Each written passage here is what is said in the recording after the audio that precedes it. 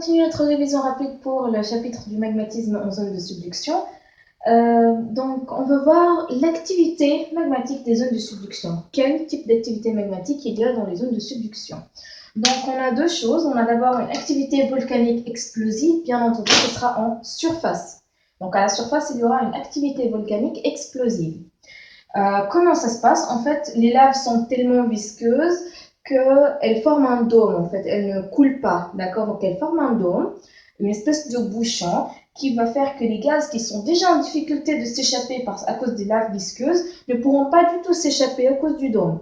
Ce qui va faire, donc, quand la pression va augmenter, il y aura une ou plusieurs explosions, le plus souvent, pas seulement une seule, avec des coulées pyroclastiques qu'on appelle plus familièrement donc, des nuées ardentes.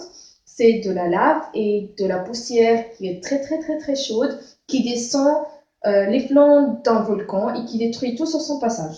Donc, ça sera les coulées pyroclastiques, donc l'explosion en elle-même.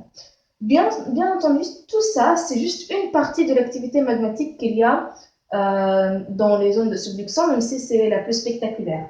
Mais 90% du magma reste en fait en profondeur. Qu'est-ce qu'il fait en profondeur? En fait, il refroidit très lentement et forme donc des roches plutoniques, donc des roches granitiques, pour être plus précis. Alors, on continue notre révision rapide sur le magmatisme en zone de subduction avec les roches magmatiques qui sont en zone de subduction. C'est une réduction, d'accord? Donc, de Z de S, ça vient donc de subduction.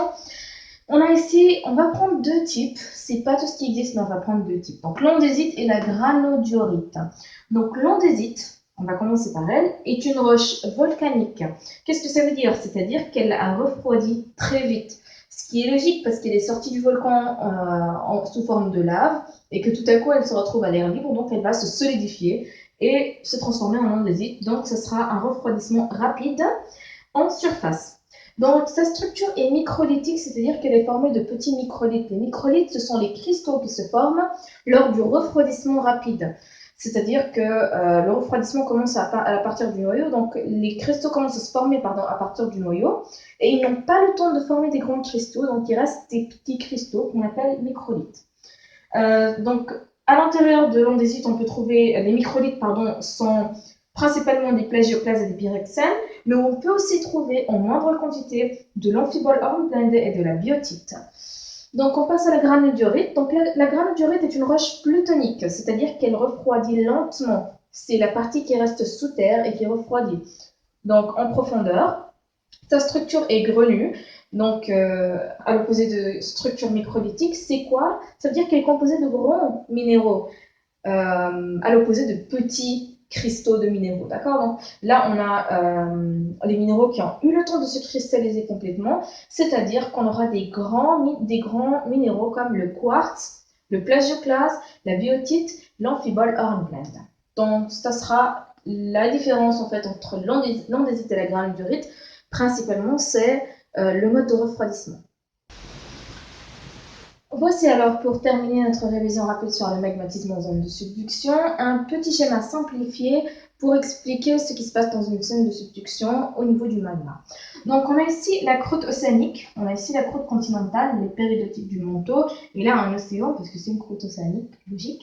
Donc, on a ici donc, la croûte océanique, qui va se former à partir des dorsales, qui ne sont pas dessinées ici d'ailleurs, mais bon, qui va se former à partir des dorsales, qui sera d'une certaine densité. Elle va subir une pression à cause de l'océan qu'il y a dessus, qui est H2O, l'eau H2O, d'accord?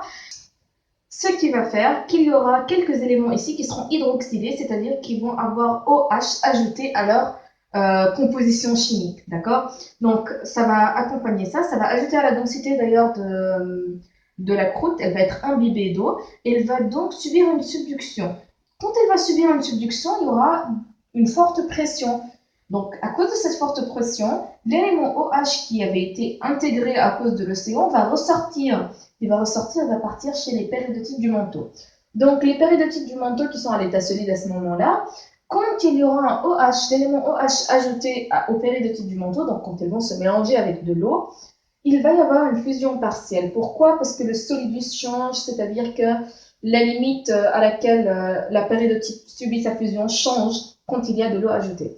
Donc, il y aura une fusion partielle, ça va remonter dans un truc qu'on appelle une chambre magmatique ici, 90% du magma va rester là, mais 10% va monter dans un volcan, comme vous voyez ici, ça va former un dôme, ça va exploser, et donc c'est pour ça que les volcans à cet endroit-là, donc les zones de subduction sont plus explosives que les autres, mais j'espère que c'est clair là, la façon dont c'est expliqué.